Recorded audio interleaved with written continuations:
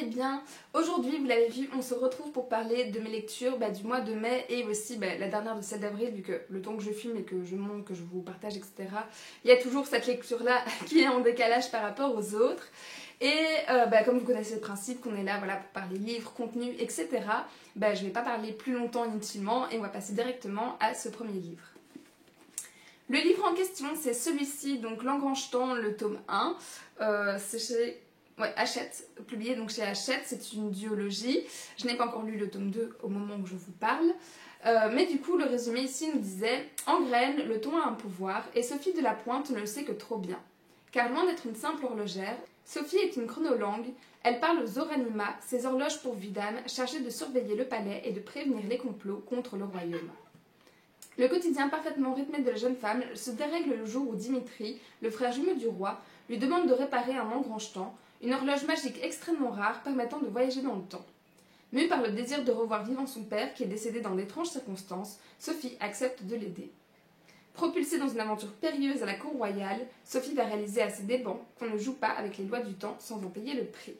Voilà, c'était pour vous remettre un petit peu le livre en contexte. J'en ai déjà parlé brièvement dans d'autres vidéos, mais du coup, voilà, pour ceux qui n'ont pas vu les autres, comme ça, vous savez de quoi on va parler. Et j'étais très curieuse de découvrir cette duologie, du fait qu'il y avait un pouvoir du coup lié au temps. Moi, franchement, en général, c'est un pouvoir que j'adore, genre Doctor Strange, c'est mon super-héros préféré, je pense, ou des trucs comme ça. Et clairement, juste l'idée de pouvoir parler avec des Oranima, des mécanismes, des horloges, tout ce qui indique le temps de manière générale, des montres à gousset, ou enfin voilà.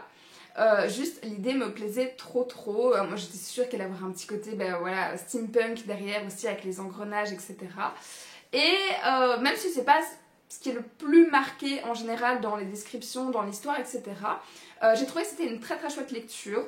On n'est pas sur un coup de cœur ou quoi, mais franchement, je crois que je l'ai mis 16 sur 20. C'est vraiment un bon livre. Et clairement, le point fort de ce roman, c'est, comme je vous disais, ces engrangements, ces horloges, ces petits personnages qui clairement m'ont fait penser plus d'une fois, comment ça s'appelle, à Big Ben, du coup, dans La Belle et la Bête, vous voyez, juste, je les imaginais avec un visage, se déplacer un petit peu, d'une partie à l'autre, même si, dans les faits, dans la description, c'est pas tant ça, c'est vraiment l'imaginaire qui a pris le dessus à côté.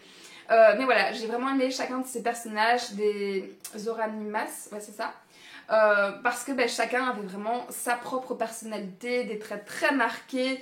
Je veux pas dire clichés, mais vraiment très marqués sur certaines caractéristiques ou quoi.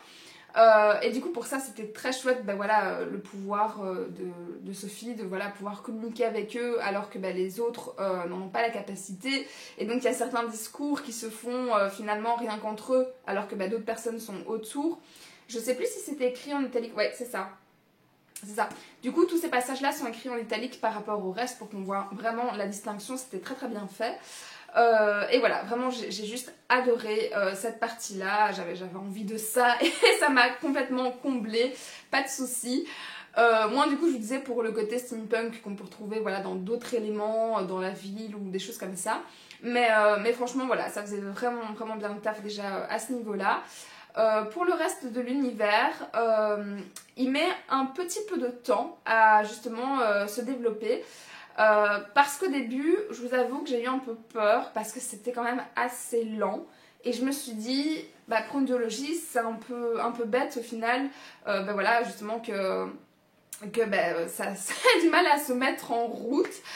Et voilà, je vais les passer dans le vif de l'action et tout, surtout que l'élément déclencheur qui arrive quand même un peu tard, c'est pas non plus la moitié du livre, mais je veux dire d'habitude c'est genre aux alentours de 45-55 pages, ici il en fait 400. Ici c'était un peu plus tard, donc je l'ai quand même attendu en sachant pertinemment ce qu'elle allait un peu lancer l'histoire, et j'étais curieuse de voir ce qu'il allait y avoir derrière sans pour autant m'ennuyer, etc. Mais je trouve ça un petit peu longuet, je pensais qu'on pouvait couper certaines petites parties. Et après, une fois que c'est lancé, je l'ai dévoré, je prenais plaisir à chaque fois à retourner sur mon bouquin, etc. La curiosité, elle est grandissante, etc. aussi. J'ai pas apprécié tant que ça les autres personnages. Sophie, franchement, elle est très chouette. Elle est assez atypique dans le sens où elle est assez, voilà, assez discrète, assez en retrait.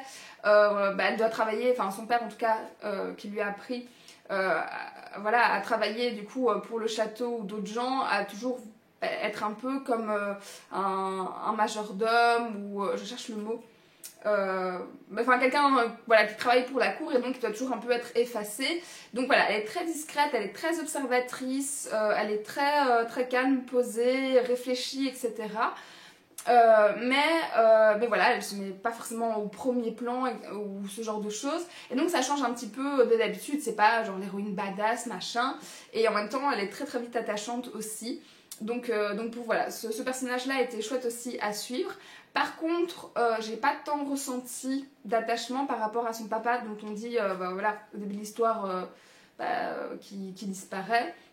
Et que du coup, voilà, il y a cette perte liée aux parents, ce petit deuil, etc.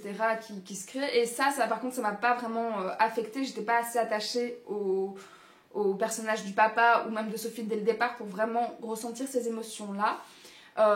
Mais voilà, en dehors, sinon je vous disais donc Sophie était une chouette perso. Et pour ce qui est du côté des garçons, et donc ici, voilà, du prince, du roi, j'ai un doute. Du coup, du roi et son frère, c'est...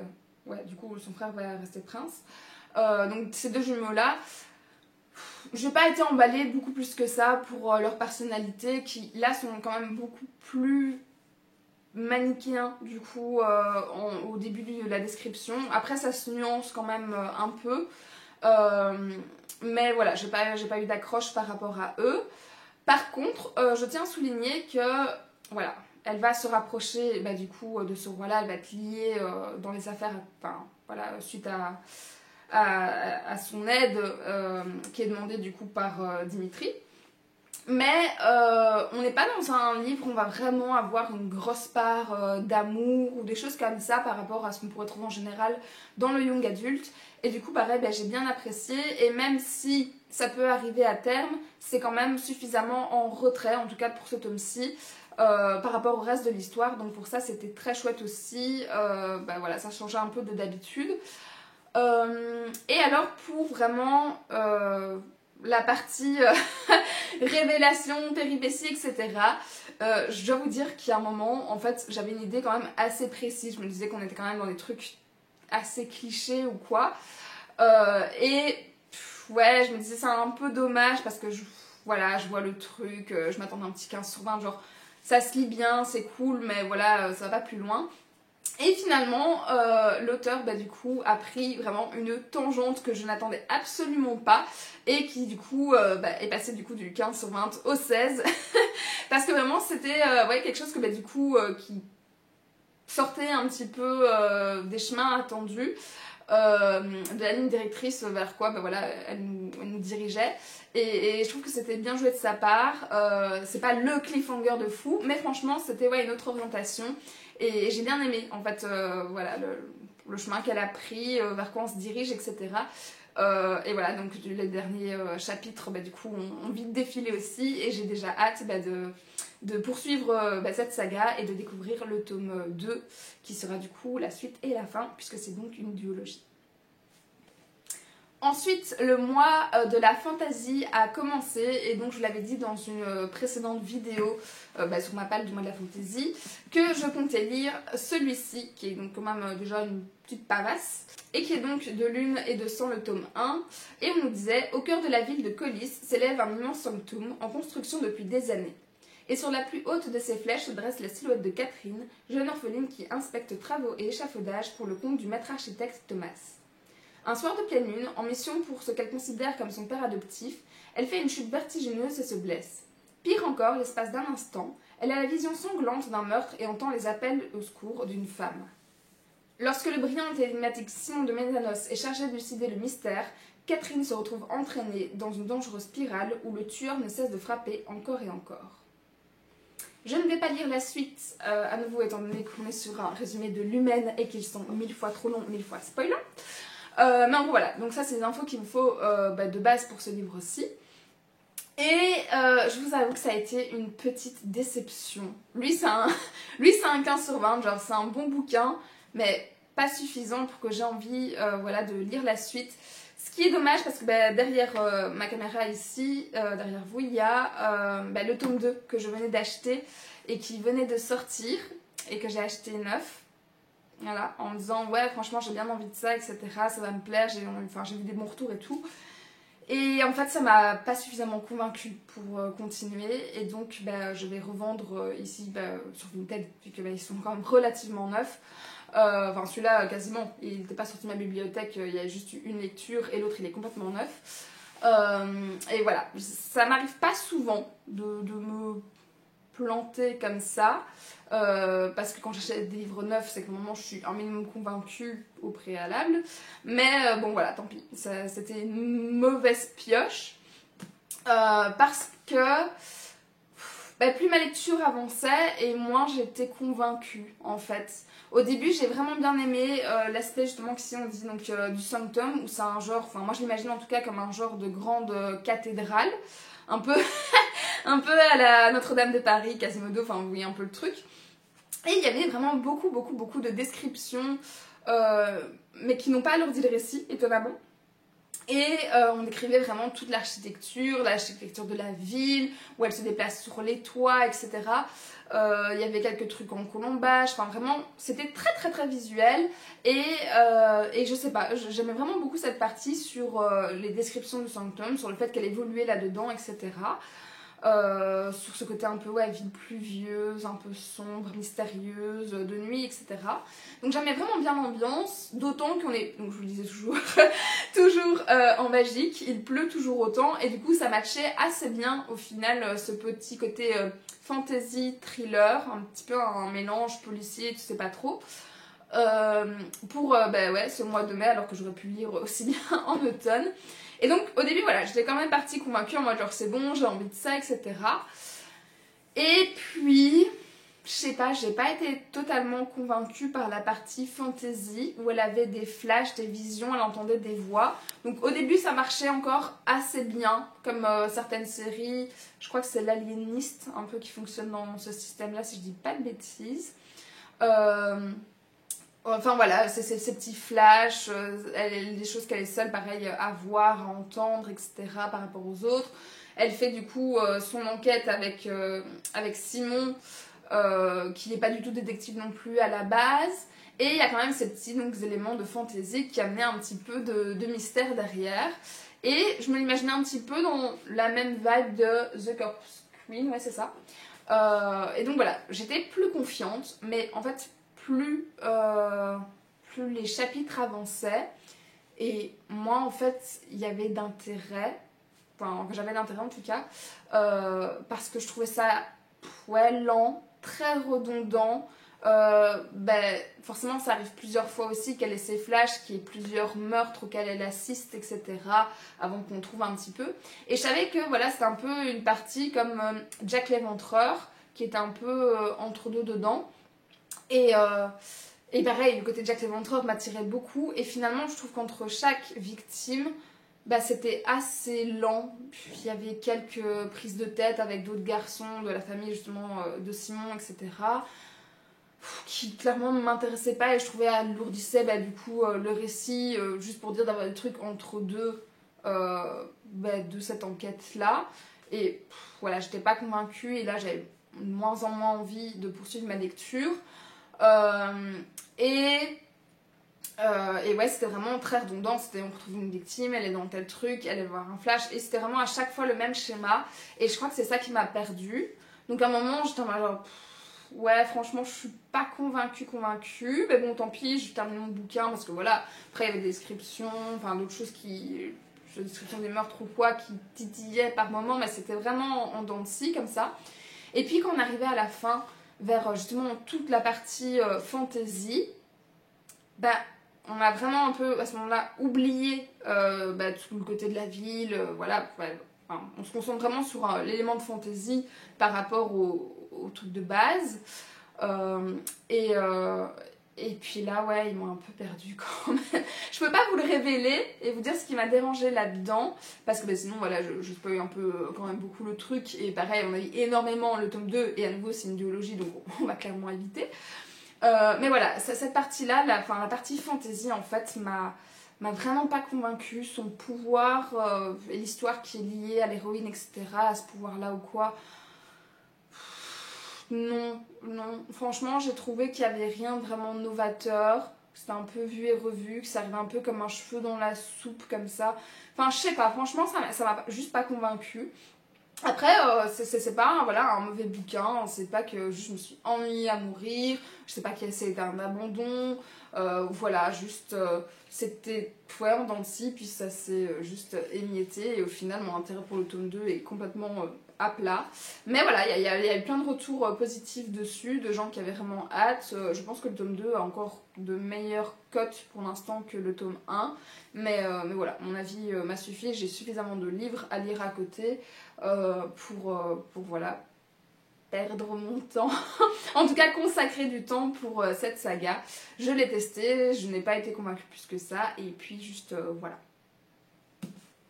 Suite à cette lecture, du coup, et cette fin prématurée de saga, j'avais envie de retrouver un univers que voilà, je savais que j'allais aimer d'office.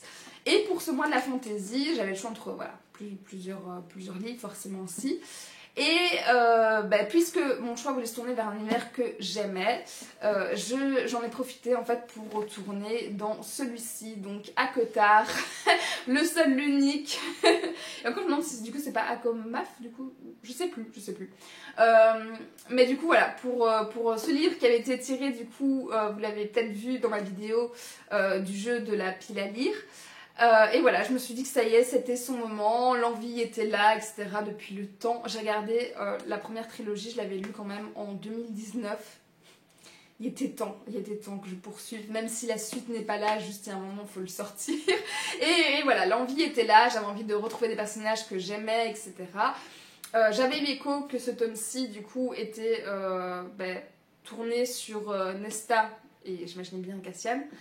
Et le résumé nous disait: une année s'est écoulée depuis la fin des affrontements qui ont ébranlé Prytiane, mais bouleversée par les horreurs de la guerre et incapable de s'habituer à sa vie de faée, Nesta ne se sent à sa place nulle part. Elle s'enfonce dans une spirale destructrice et refuse l'aide qu'on lui propose. Surtout celle de Cassian, avec qui elle est obligée de s'entraîner au combat et pour qui elle nourrit des sentiments ambigus. Pourtant, quand la menace d'un nouveau conflit obscurcit l'horizon, Nesta doit accepter d'affronter ses propres démons, car elle n'est pas une fae comme les autres. Transformée par le chaudron lui-même, elle possède des pouvoirs indispensables à la survie de la cour de la nuit. Voilà, j'étais du coup assez emballée, je vous dis, de le sortir, de le lire, d'entamer tout ce que vous voulez, parce que ça y est, c'était son moment. Et j'étais aussi emballée donc parce que c'était le personnage de Nesta qu'on retrouvait ici. Et Nesta, même si on la voyait pas forcément beaucoup non plus dans la première trilogie, ben, ça dépend des tomes, c'est un personnage que quand même toujours je me suis dit que je l'aimais bien, j'aimais bien un peu son punch, son caractère, un peu grognon, un peu dans l'opposition, etc. Et du coup j'étais hyper contente aussi qu'on retrouvait Cassian, parce que Cassian, je pense que c'est mon personnage préféré, même de la première trilogie. Je sais, je ne suis pas team Rhys ou Feyre, je ne sais jamais comment on le prononce, mais vous savez de qui on parle. Enfin si, je l'aime bien, mais je préférais Cassian. J'avais vraiment un petit coup de cœur pour ce personnage-là, même si c'est pas un boyfriend ou quoi. Et puis pareil pour Hélène, je l'aime beaucoup aussi. Enfin bref, et du coup j'avais hâte de les retrouver. J'avais déjà vu un aperçu voilà, de l'état dans lequel se trouvait aussi Nesta, puisque j'avais lu le tome 3.5, j'ai oublié le titre. Un palais de glace et de lumière, je triche, il est là-bas. Dans celui-là, clairement, on voyait que juste la guerre l'avait complètement ravagée, qu'elle trouvait plus sa place, ça allait pas, tout le monde semblait aller mieux sauf elle, etc. Et je trouvais que c'était un point de vue très intéressant parce que clairement, on a rarement l'état des héros de post-guerre, post-traumatique, etc. Et donc là, je trouvais ça chouette de voilà, pouvoir voir cet aperçu-là. Et du coup, voilà, ça ne m'embêtait pas. J'avais beaucoup de retours qui disaient que ouais, Nesta était vraiment pas appréciable dans ce tome-ci. Mais j'étais partie en mode genre, bah écoute, moi je pense que ça va me plaire et tout. Et alors, ce que je me suis dit dès le début, et puis les chapitres et les pages passant, et pourtant il fait ouais, 800 pages. pareil, il est moins large, mais c'est des petites feuilles chez la Martinière. Faut avouer, elle devient agaçante. Je pense qu'il n'y a pas d'autre mot. Elle est tout le temps dans l'opposition, elle est épuisante, c'est vraiment... Puis pareil, le je t'aime, je te fuis, machin, c'est pas forcément mon truc. Et puis elle fait plein de trucs, effectivement, où elle prend des mauvais choix, de mauvaises décisions, elle va à l'encontre. Elle est vraiment tout le temps dans la contradiction. C'est lourd, quoi, c'est lourd, grande, enfin, t'es plus une ado non plus. Alors oui, je comprends objectivement le fonctionnement, voilà, le truc post-traumatique, etc. Franchement, pour ça, pas de soucis. Mais pendant 800 pages, franchement, c'est vrai que c'est très très lourd parce qu'on est constamment avec elle. Voilà, et parfois, juste elle nous agace, quoi. Juste, c'est humain de juste plus la supporter. Voilà, elle fait parfois de la peine, et puis parfois, elle est tellement énervée que on a quand même un peu moins d'empathie et tout. Enfin, voilà, c'est comme ça, c'est le jeu. Et je trouve que c'est très bien fait parce que, voilà, j'ai été loin d'être indifférente par rapport à elle. Mais, voilà, c'est long, quoi, avant qu'elle se rebooste, que, bah, justement, comme on disait ici, qu'elle prenne sur elle, un truc comme ça. Qu'elle affronte ses propres démons, effectivement. Et donc, il y a un moment, une remontée, mais ça arrive assez tard aussi dans le livre. C'est genre, je crois qu'il y a bien eu 400, 500 pages sur les 800 avant que vraiment on commence la remontée, quoi, et qu'on la commence. Donc,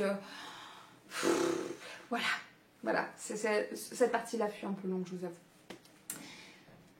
Par rapport à ça, il y a aussi du coup le personnage de Cassian, que lui, pareil, par contre, qu'on lui remette une médaille pour sa patience, mon Dieu, avec elle, où tout le monde, bah, justement, même dans les persos, on a complètement marre. C'est bon, ils ont essayé, il a les refoulé 20 fois, du coup, ils ont lâché le truc et tout. Et lui, il persiste par amour. Mais il s'en prend plein la gueule, le pauvre. Et juste pareil, comme je l'adore, j'étais fâchée parfois contre Nesta en mode genre, mais laisse ce chouchou tranquille, il t'a rien fait.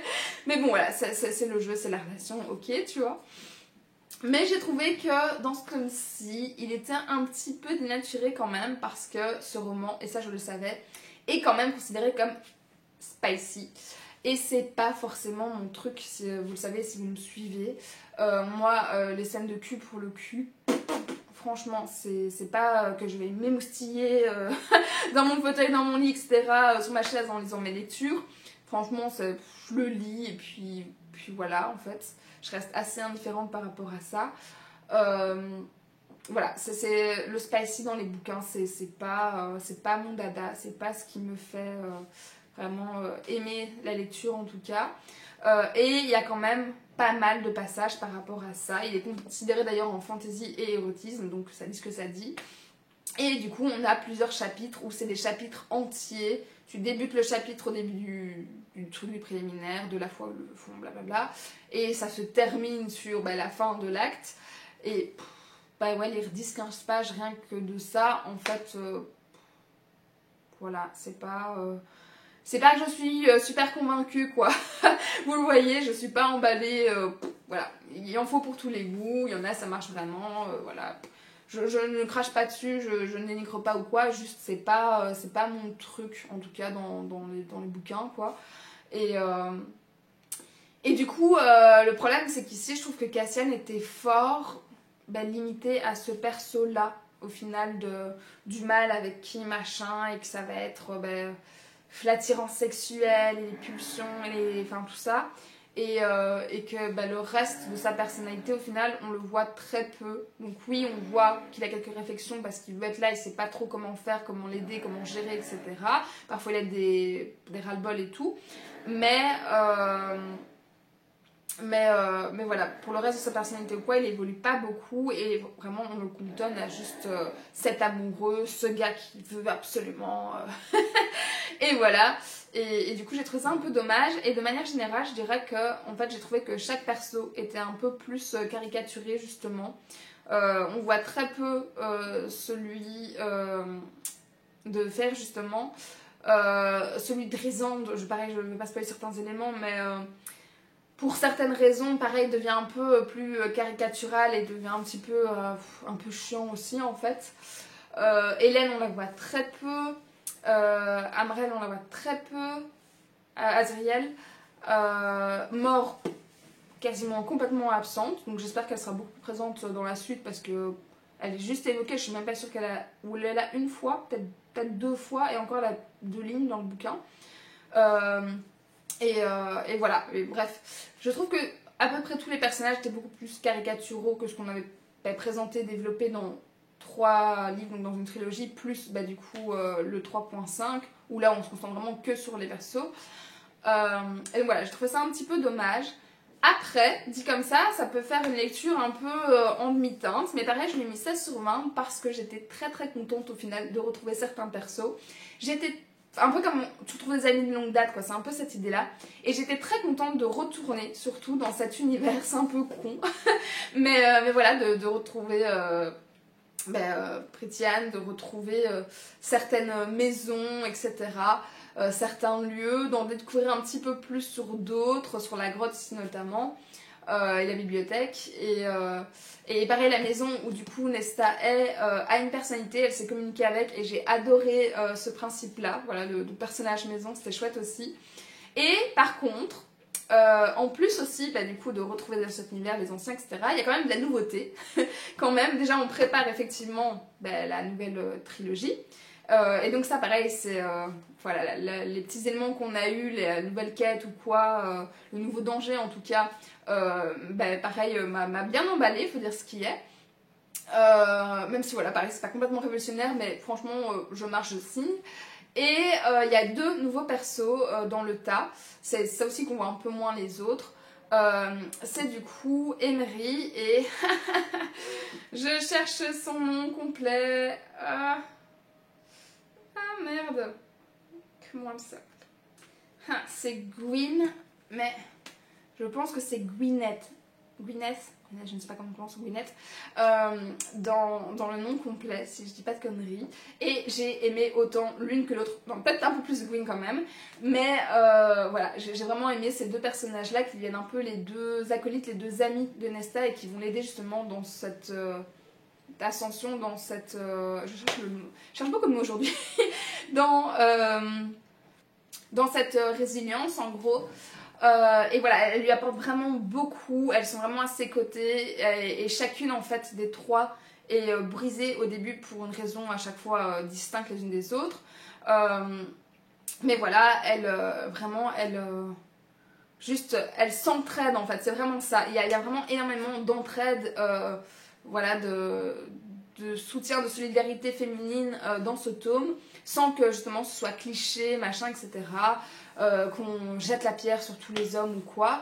Et vraiment, c'est très très beau à voir par contre, toute cette partie justement où elles sont toutes fragiles et où elles vont développer au fur et à mesure une force. C'est très très lent, quasiment aussi lent que l'évolution de Nesta pratiquement. Mais du coup, c'est très très très très beau à voir. J'ai vraiment aimé ce trio. Et du coup, pareil, les 200 dernières pages sont vraiment concentrées sur ce trio et sur les épreuves qu'elles doivent surmonter ensemble, etc. Et ça, franchement, je les ai bouffées.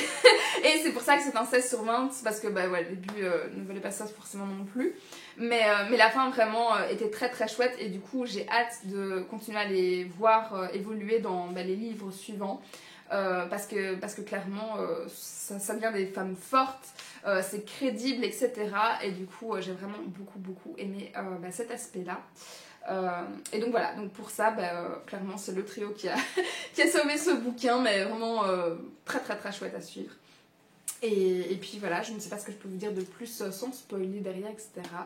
Mais en tout cas, voilà, pour cette fin-là, pour les dernières centaines de pages ou quoi, il en valait la peine, même si c'est long à se remettre dedans ou quoi. On aurait pu vraiment faire des raccourcis, couper certains passages ou quoi. Mais la fin était très très chouette. Et donc annonce du bon pour la suite de la prochaine trilogie ici. Ensuite, après, quand même avoir enchaîné pareil à nouveau des grosses pavasses, et celui-là, il faut dire que je l'ai lu du coup sur 2 semaines, c'est quand même assez long, parce que à ce moment-là, j'étais en vacances, et mon mari aussi, et en fait on a fait plein de trucs, de sorties, d'activités, de séjours, tout ce que vous voulez. Et du coup, j'ai clairement eu moins de temps pour lire, d'où le fait que je ne présente pas le chant des voiles dans ce bilan-ci. Ce sera pour le mois suivant, parce qu'il a skippé, vu que celui-là, j'ai mis trop de temps à lire. Mais du coup, après avoir du coup lu cela, j'avais envie d'un truc léger, et donc c'était le moment idéal pour la BD du mois. Et mon choix s'était porté du coup sur Plein Ciel, je l'ai déjà dit mais j'oublie à chaque fois, Ankama. Et on nous disait, quand tout s'écroule, on peut toujours compter sur ses voisins. Les habitants de la résidence Plein Ciel menaient une existence paisible jusqu'à ce qu'Émile tombe du 17e étage. Dans l'immeuble, c'est la stupéfaction.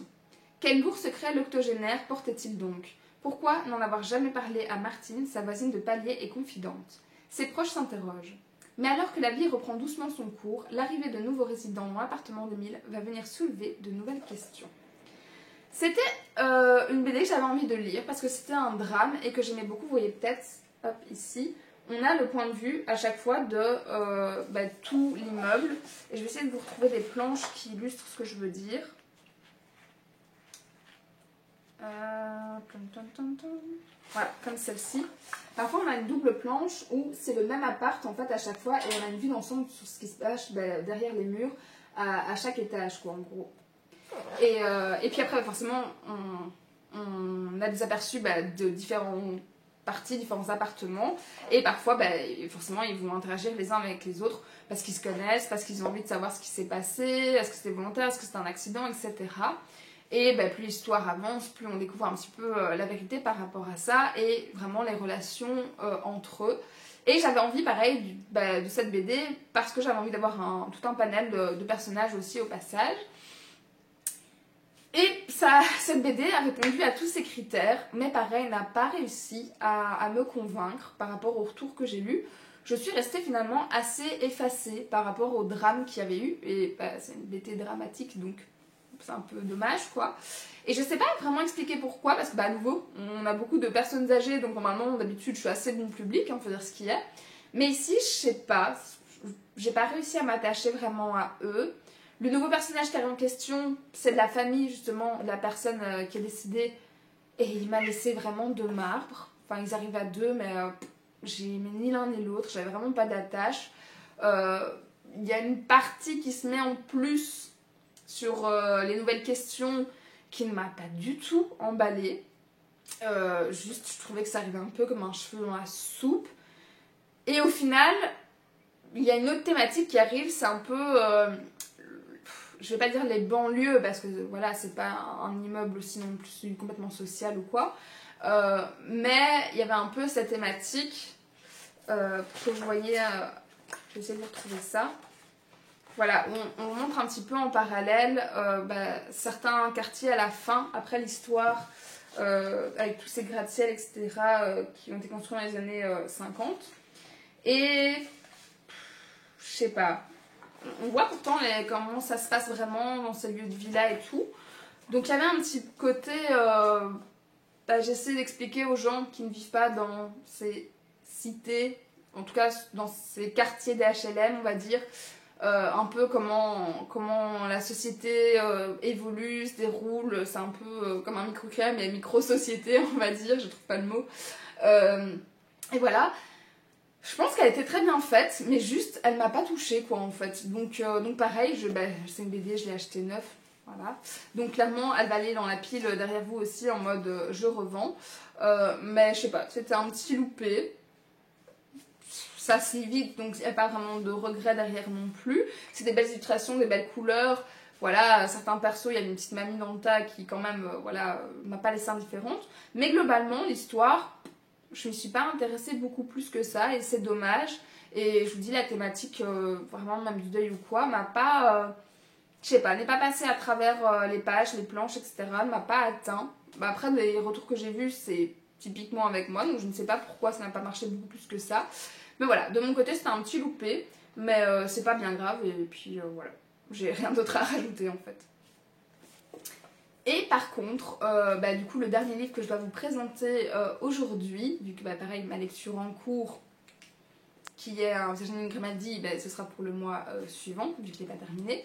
Mais du coup, le dernier livre que j'ai à vous présenter aujourd'hui, je savais par contre que ça allait matcher, que j'allais l'aimer, et c'est un nouveau coup de cœur. Et sans surprise, c'est la suite du coup de l'Assassin Royal, le tome 3, donc 6, c'est la nef du crépuscule. Et j'avais très hâte du coup de replonger dans cet univers, de remettre 20 000 post-it, etc. Juste, voilà, trop contente. Est-ce que je peux vous lire le résumé à partir de ce 3e tome sans spoiler? Je pense que oui. C'est pas, je couperai au montage. Donc, le résumé disait: le royaume des 6 duchés ploie sous le joug de l'envahisseur. Les navires de guerre ne parviennent plus à tenir les pirates en respect. Des dissensions éclatent entre les duchés côtiers, pilonnés par les attaques de l'ennemi, et ceux de l'intérieur qui se désintéressent de leur sort. La cour elle-même n'est plus qu'un théâtre de marionnettes où règne le soupçon et la traîtrise. Le prince vérité décide d'entreprendre une quête insensée, aller trouver les anciens pour leur rappeler qu'ils ont juré de venir en aide au royaume à ses heures les plus sombres. C'est un parfait résumé. Franchement, ça ne spoil rien sans resituer, etc. Parfait. J'achète, j'ai lu. et par quoi j'ai commencé? Ça, c'est toujours le souci quand je reparle d'une saga comme ça, tellement grande, étendue, riche, complexe, etc. On va reprendre en disant déjà que j'étais très contente de retrouver forcément Fitz ici. Voilà, où le tome 2, je vous avais dit, on travaille beaucoup plus les relations entre les différents personnages. Ici, on est à nouveau beaucoup plus sur les péripéties, on le dit par rapport à l'envahisseur, par rapport aux traîtrises dans le royaume, par rapport à Vérité qui s'en va dans la quête, qui du coup, là il part du côté des montagnes, retrouver les anciens. Et du coup, toute la carte à nouveau permet de s'étaler du coup plus vers le haut et plus vers les côtes, et vraiment pas juste la leur, ceux de leurs alliés aussi, quoi. Et donc on va découvrir un peu plus les personnages du coup de ces côtes, des autres dirigeants de ces 6 duchés, etc. Et donc on en apprend beaucoup plus sur le fonctionnement global avec les alliés, les ennemis, les alliances, etc. Et là où j'étais un peu déçue, c'est que je m'attendais à ce qu'on parle beaucoup plus des navires de guerre et des pirates, parce que sur la couverture, on voit quand même clairement que cette fois-ci, voilà, c'est un bateau pirate. On préparait les navires du coup dans le tome suivant, donc normalement ici c'était quand même construit aussi. Et au début de l'histoire, on a quand même beaucoup de batailles justement avec ces pirates sur navires, etc. Donc moi je pensais qu'on allait vraiment partir là-dedans, qu'on allait limite se casser, voilà, juste sur la mer ou quoi. Et c'était pas le cas en fait. Il y en avait beaucoup au début. Et puis en fait, on va fort se concentrer sur l'intérieur des terres, sur ce qui est vraiment les traîtrises du coup de la cour. Et donc pareil, les gens côtiers qui viennent se plaindre à cette cour. Et du coup, on a un peu, pendant toutes ces traîtrises là, on parle brièvement qu'il se passe des trucs à la côte, mais c'est plus qu'on a à nouveau les batailles avec les pirates ou quoi, qui sont franchement bien décrites, qui sont très visuelles aussi, au début voilà, des premiers chapitres. Et donc j'étais un petit peu ronchon, un petit peu dégoûtée. Et puis finalement, il se passe tellement d'événements, de traîtrises et de complots surtout à la cour, que finalement même moi je back un petit peu qu'il y a les pirates qui sont censés être là en même temps.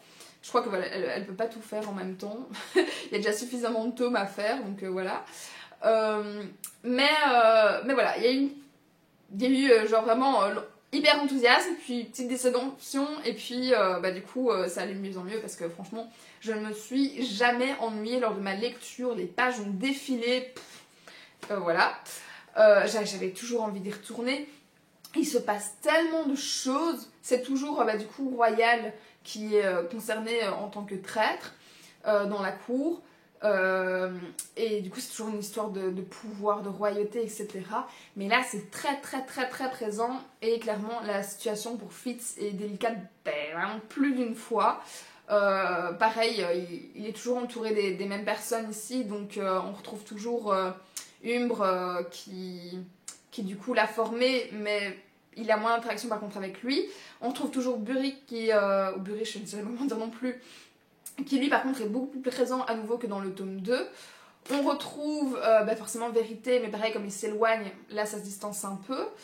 On retrouve vraiment dans les alliés qui d'autres, le fou, qui clairement joue un rôle plus présent aussi à nouveau dans cette histoire-là par rapport au tome précédent. Et j'adore le fou, donc j'étais très contente de ce côté-là aussi. Et pareil, les femmes, que ce soit Ketriken, elle par contre, elle est très très très présente dans ce tome-ci pour essayer de sauver le royaume. Pareil, elle commence à organiser certaines choses en dehors, en parallèle, en secret, etc. D'autres alliances pour essayer de sauver le bazar. On retrouve Molly, on retrouve... se prononce, hein? Si, je crois que ça se prononce. J'ai un doute. Bon, bref. Voilà, autour qui l'aident comme ils peuvent, etc., qui ont beaucoup d'interactions avec lui. Mais vraiment, ce tome-ci est marqué par vraiment les complots, quoi. Et juste les prises de tête, le je dois faire attention, etc. Il y a vraiment des traîtres dans tous les sens. Et ouais, on part vraiment sur un jeu d'alliance. Voilà, où il faut tout faire un petit peu caché, ça devient vraiment tendu, ça devient vraiment compliqué à bien des aspects. On retrouve également aussi son lien avec son loup. J'ai toujours envie de dire loupion, mais du coup le nom officiel c'est Œil de nuit donc. Et pareil, j'aime toujours sa relation avec son loup. À chaque fois qu'il est présent, je suis ravie, absolument ravie de ce choix du vif, de ce pouvoir, etc. Et voilà. Je ne peux pas en dire grand chose en plus parce qu'on arrive au tome 3 sur 6, ça devient compliqué parce qu'il y a tellement de péripéties, mais tout l'intérêt c'est que je peux pas vous les raconter sinon je spoil tout l'intérêt de ce bouquin là, à chaque fois les différents complots, etc. Mais clairement ça chauffe pour les fesses de Fitz, c'est vraiment ça, et il se passe vraiment plein de choses, plein de relations les uns avec les autres qui évoluent, c'est vraiment très très très risqué à chaque instant.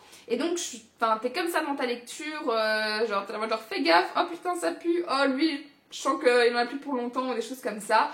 Ou voilà, il y a des trucs, franchement, je les ai pas vus venir. Genre, il y a une révélation à la fin, c'est lui, c'est lui, où vraiment, je ne l'ai juste pas vu. Et ça tombait pas comme un cheveu sur la soupe, franchement, c'était hyper cohérent, juste j'y ai pas pensé, elle m'a pas laissé le temps d'y penser non plus, donc je suis ravie de m'être mangé une petite claque comme ça. Et voilà, d'avoir été surprise. Et juste, ça me donne qu'une envie, c'est de continuer. On est sur un nouveau coup de cœur, donc à chaque fois j'ai mis 18 sur 20, et je pense que ça va être ça pour toute la saga. Je suis trop contente, j'aime trop, je vous jure. Et ouais, et vraiment, là on est vraiment sur les niveaux Game of Thrones, au niveau c'est chaud quoi, c'est chaud. et pas forcément sexuel pour le coup, parce que Game of Thrones voilà, mais ouais, pour la situation de chacun, de l'empire, du trône et tout, ouais, c'est compliqué. Et je trouve qu'elle a vraiment bien utilisé tous les éléments qui ont été mis en place avant. Vraiment, franchement, elle se nourrit vraiment bien de son univers. Il n'y a jamais rien qui est dit et pas utilisé par la suite. C'est juste, elle le met et après ça lui sert vraiment pour la suite du récit. Donc c'est super chouette. Voilà, j'ai vraiment aimé. Il y a des clins d'œil au premier tome, qui ont délaissé un petit peu pendant le premier, mais qui reviennent, etc. C'est super chouette, c'est super bien fait, super bien écrit. Juste, c'est un coup de cœur. Je suis frustrée de ne pas pouvoir en parler plus sur le contenu, je vous avoue. Mais voilà, juste lisez-le si c'est toujours pas fait, parce que c'est un régal et vous voyez au petit post-it quoi, à un moment, genre ça s'emballe et tout, et pouah. C'était trop chouette, c'était super chouette. Et ce que laisse entrevoir la suite encore plus. Donc j'ai hâte, et j'ai hâte de retrouver ces foutus pirates. Mais voilà.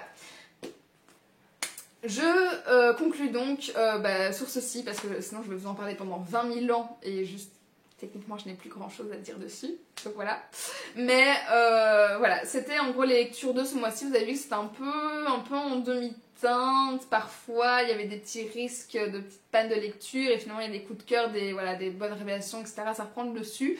Donc c'était un mois un peu, je vais pas dire en dents de scie, mais c'était un peu touchy, je veux dire ça.